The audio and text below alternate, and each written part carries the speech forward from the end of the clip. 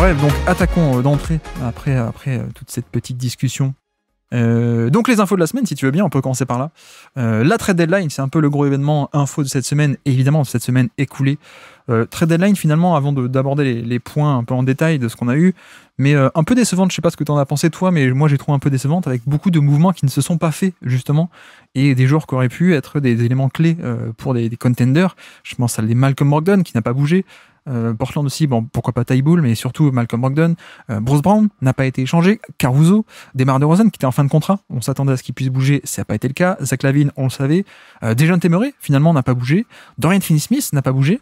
Globalement, je sais pas ce que tu as pensé, mais relativement calme cette trade deadline en termes de gros mouvements. Oui, ouais, après c'est des améliorations à la marge, mais c'est vrai qu'il y a rien qui va changer, je pense, la phase de la ligue. Peut-être si on devait garder une équipe qui a vraiment été super active et qui pour moi sort vraiment renforcée, je pense que ce serait les Mavericks, avec surtout Daniel Gafford, mais aussi PJ Washington. Je pense que à part ça, il n'y a pas de gros profils qui ont été ajoutés. Bah, mine de rien, le gros move, c'est Bojan Bogdanovic aux Knicks, justement, et je peux te lancer là-dessus.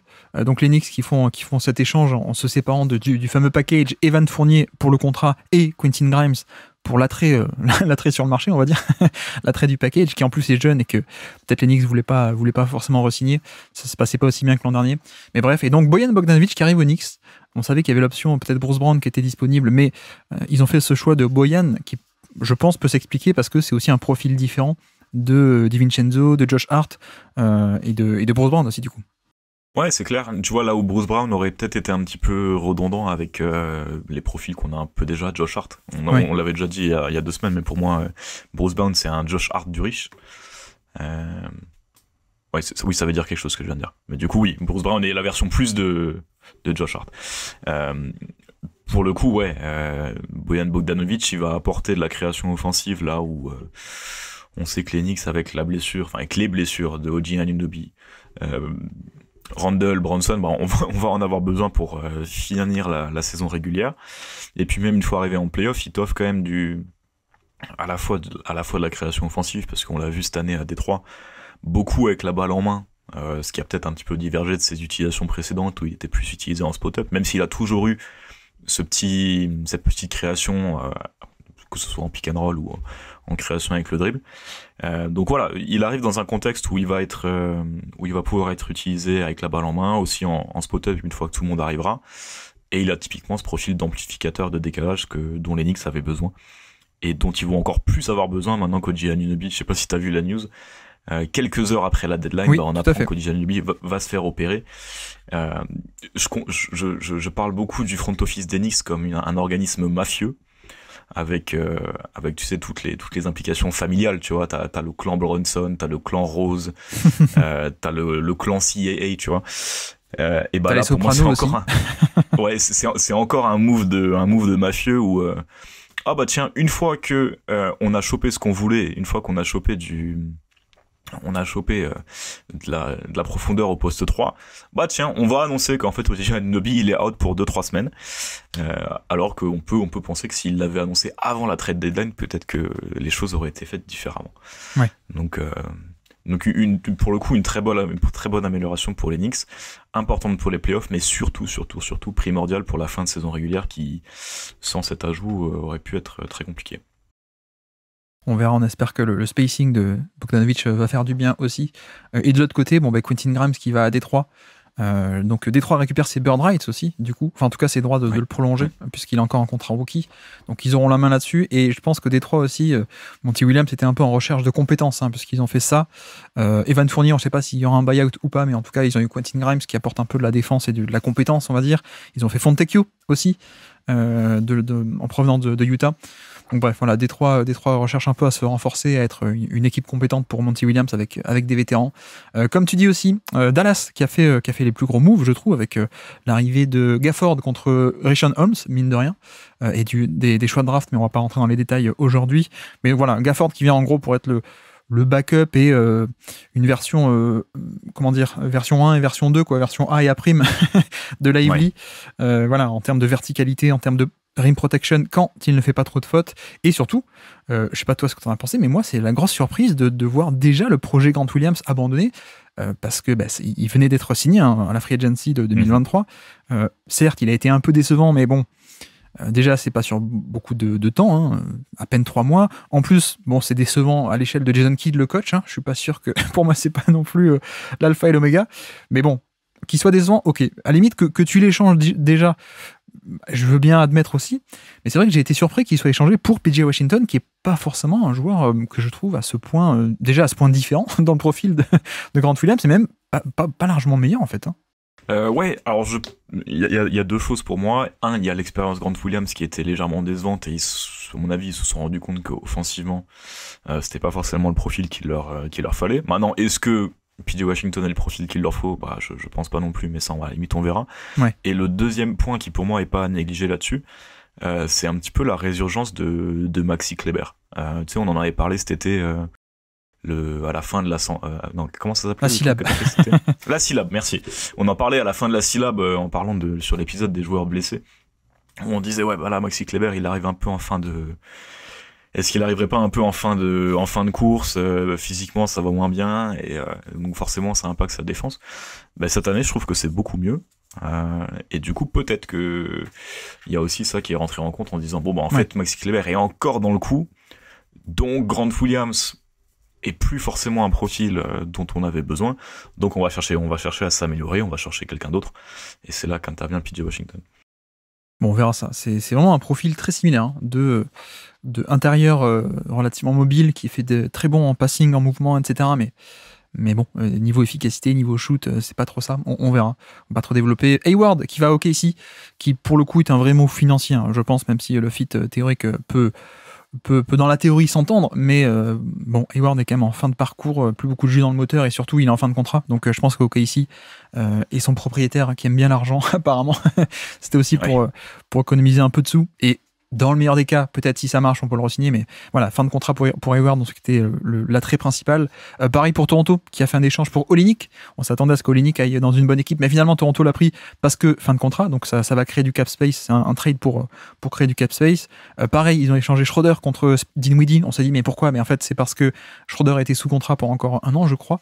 Alors que Dinwiddie, c'est pour avoir du cap space. D'ailleurs, il a été coupé, Dinwiddie, et ce qui fait qu'il vient se rajouter à la liste des joueurs qui pourraient faire du buyout. Du coup, on a Spencer Dinwiddie, on a Kyle Lowry aussi, qui finalement n'a pas été changé et qui n'a toujours pas joué avec Charlotte. Donc, je pense que Kyle Lowry va être une bonne cible de buyout. Marcus Morris aussi, éventuellement. Robin Lopez aussi a été coupé par Sacramento, donc pourquoi pas. Killian Hayes aussi, oui, on n'en a pas parlé encore, mais Killian Hayes a été coupé. Et d'ailleurs, Frank Ntilikina aussi a été coupé. Franck, ouais. Qu'est-ce qu'on fait avec les deux? Est-ce que c'est la fin du parcours en NBA? Qu'est-ce que tu imagines un peu?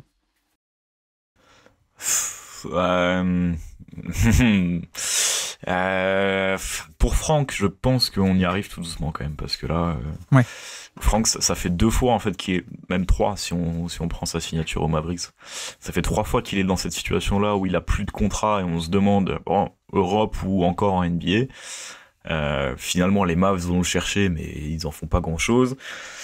Charlotte va le chercher, mais n'en fait pas grand-chose non plus. Donc voilà, je pense que là, on arrive peut-être on arrive à la fin, je pense, des équipes qui ont encore un attrait pour lui. Je lui souhaite pas, c'est quelqu'un que j'adore. Mais je pense effectivement qu'un retour en Europe est sûrement le plus probable. Pour Killian Hayes, je suis plus partagé, parce que justement, il n'y a pas eu cette tentative, cette expérimentation. Tiens, on va le mettre dans un autre contexte, peut-être que ça fonctionne bien. Même si au final, en fait, le contexte de Détroit, on va dire, on lui a donné les responsabilités, quoi. On peut pas dire qu'à Détroit, il a été limité en termes d'opportunités. Ouais. Maintenant, voilà, effectivement, peut-être que le faire passer dans une équipe qui joue pas grand-chose et lui donner encore une chance, typiquement en Memphis, où là, actuellement, ils font jouer un meneur d'1m75, pourquoi pas? Il me semblait avoir lu que Memphis était intéressé par lui avant la trade deadline. Et ce qui colle un peu avec... en plus, ils ont eu une fin de saison, ils vont tout dérouler, et puis on verra, quoi. Mais ça m'étonnerait pas qu'il ait peut-être une chance ou deux, mais c'est vrai que la différence entre ce qu'on attendait en termes notamment de scoring et ce qu'on a eu qui est vraiment abyssal, alors qu'il n'était pas censé être aussi mauvais au scoring en termes de toucher de balle, de finition, de jump shot, etc.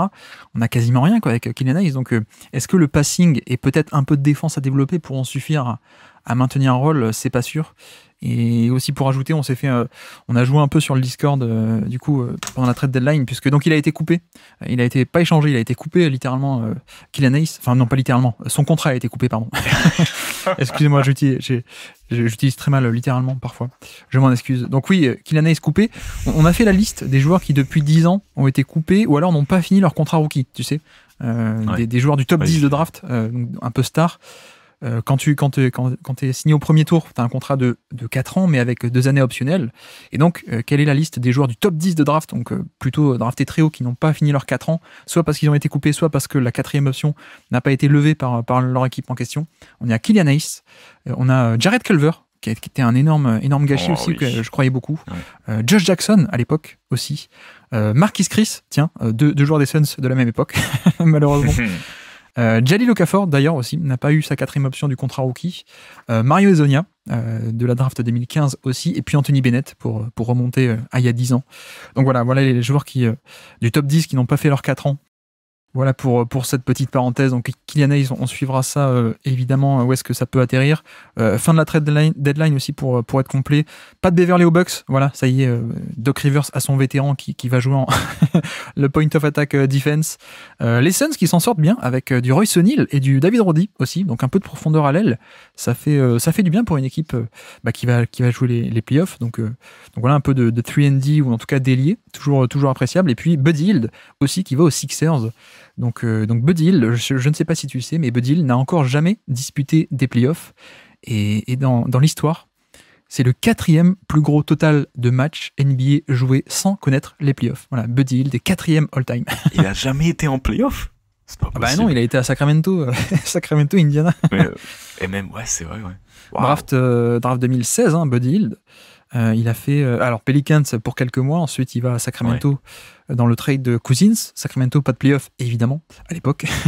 Donc il a fait 600 matchs en carrière, toujours pas de playoff, et il est 4e all-time derrière Tom Van Arsdale, Otto Moore et Nate Williams, qui sont des joueurs des années 70 du coup. Donc Buddy Hield, et puis en termes de minutes total même, 17 000 minutes en carrière, 17 500 presque quasiment, et le 2e plus gros total de minutes jouées sans connaître les playoffs. Là ça y est, a priori il va les connaître enfin du côté des Sixers, donc voilà un peu de spacing côté Sixers.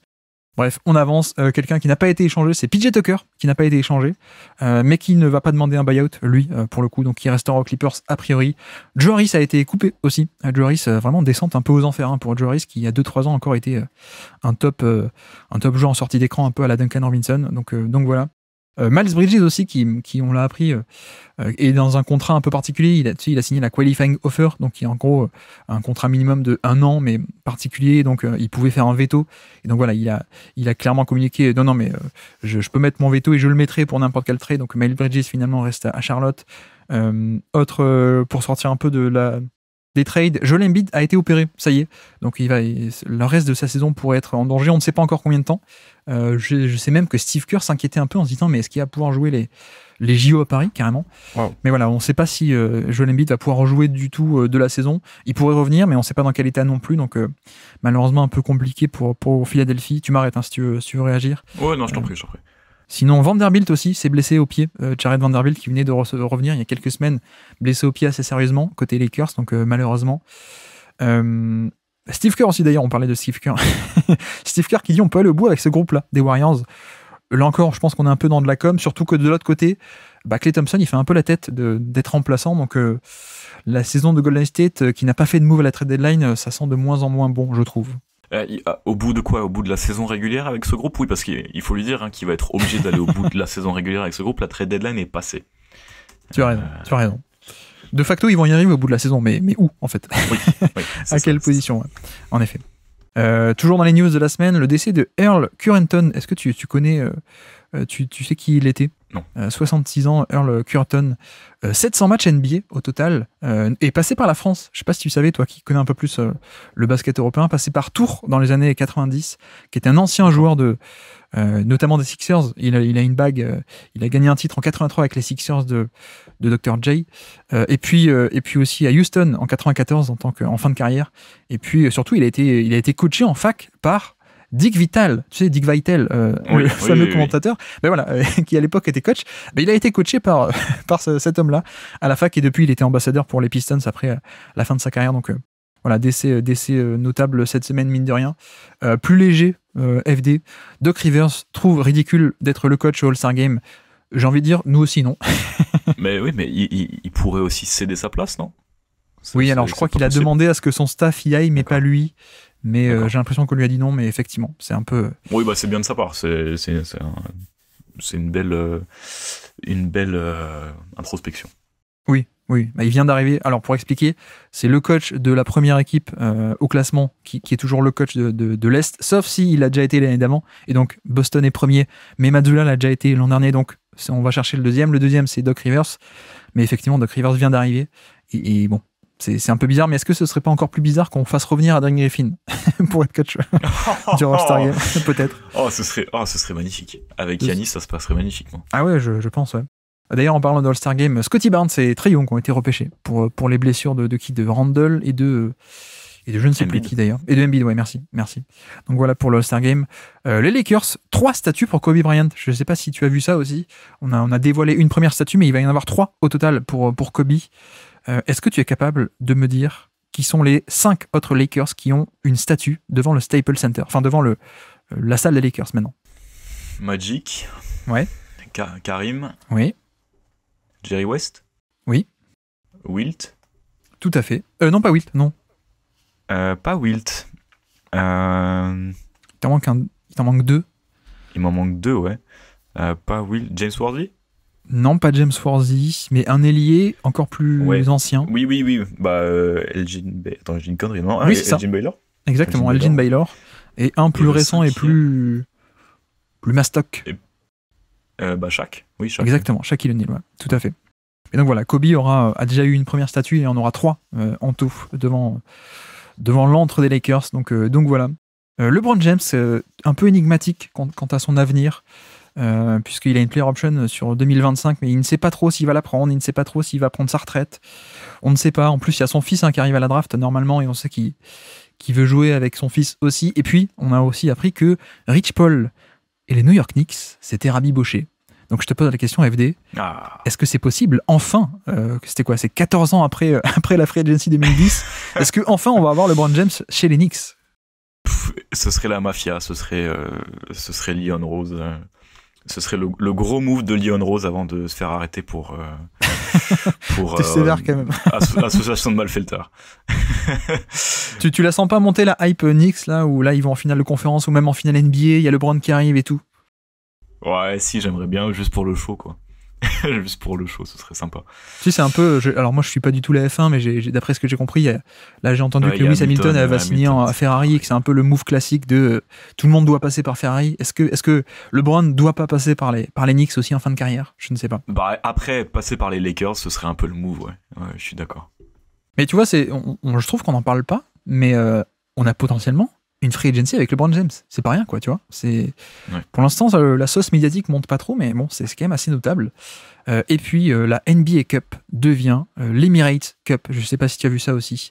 On a eu un sponsoring de Emirates qui devient donc sponsor du fameux In-Season Tournament et de la Cup de la NBA qui va s'appeler la Emirates Cup. On n'est pas trop surpris, pour le coup, puisque c'est un peu... En ce moment, en sport, dès qu'il y a un nouveau format qui est créé, en général, c'est qu'il y a un sponsoring avec les pays du Golfe, et que ça, c'est à moyen terme. Et puis, à long terme, je pense que la compétition va être délocalisée là-bas. On se dirige vers là, je pense, à mon avis. Oui. Et puis, dans 2 ans, ce sera la Qatar Airlines Cup. Et puis voilà, on va continuer comme ça. Et puis après, il y aura une équipe de Dubaï qui sera invitée en tant que 17e équipe du tournoi. Et puis voilà, c'est un peu ce que l'Euroleague est en train de faire d'ailleurs. Ah oui, aussi. Ouais, ok. Il y a une équipe qui sera soit à Dubaï, soit à Doha, mais c'est dans les papiers. Mais en vrai, je pense que d'ici 2-3 ans, ça m'étonnerait pas que genre l'intégralité de la compétition soit rachetée par Netflix ou Amazon, un truc comme ça, et que l'intégralité de la compétition, ce soit 2 semaines de toute la NBA, comme tu dis, à Dubaï ou quelque part, quoi, délocalisée en entier. À mon avis, hein, je suis peut-être un peu trop cynique niveau business, mais je pense que c'est aussi un des buts de ce genre de compète, c'est d'être délocalisé dans leur entièreté. On verra comment ça se passe à terme, mais donc voilà. Jordan Poole, hué à Washington, je sais pas si t'as vu, mais ça aussi, ça commence à devenir un peu triste, hein. Je sais qu'il y a beaucoup de monde qui ne l'aime pas trop. Je pense que ça va devenir compliqué aujourd'hui de ne pas admettre que c'est pas juste qu'il a toujours été nul, mais qu'on a vraiment un joueur très différent. Ouais, je te laisse dans ton. Tu n'oses pas réagir. Je te laisse te morfondre tout seul sur Jordan Poole. Non, mais je pense franchement, je pense qu'il y a un problème mental. Je sais pas. Je pense qu'il y a un truc, mais clairement, on est. Je veux bien qu'on soit un peu pas aussi chaud que moi sur son profil. Mais là, c'est pas le vrai Jordan Poole, quoi. Là, c'est quelqu'un en grande difficulté, qui a carrément été hué par son public, etc. Bref, et puis finissons aussi Jaylen Brown qui va faire le dunk contest aussi. Tu m'avais dit que tu regardais pas le dunk contest, hein, toi, All-Star Game. Dunk contest, donc ça va être Jaylen Brown, Jaime Jaquez, Jacob Toppin, qui est donc le frère, hein, c'est ça? Ouais.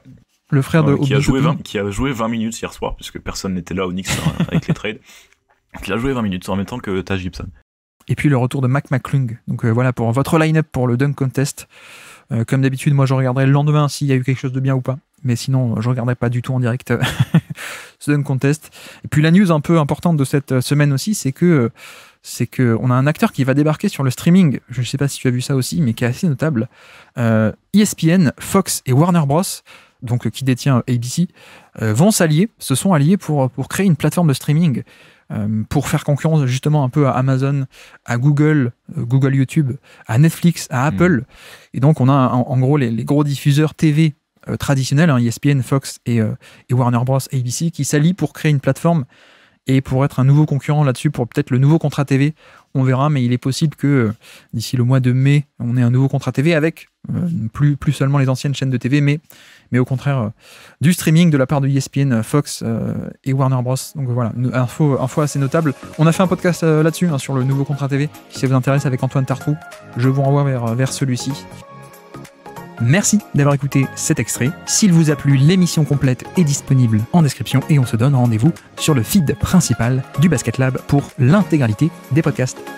À bientôt.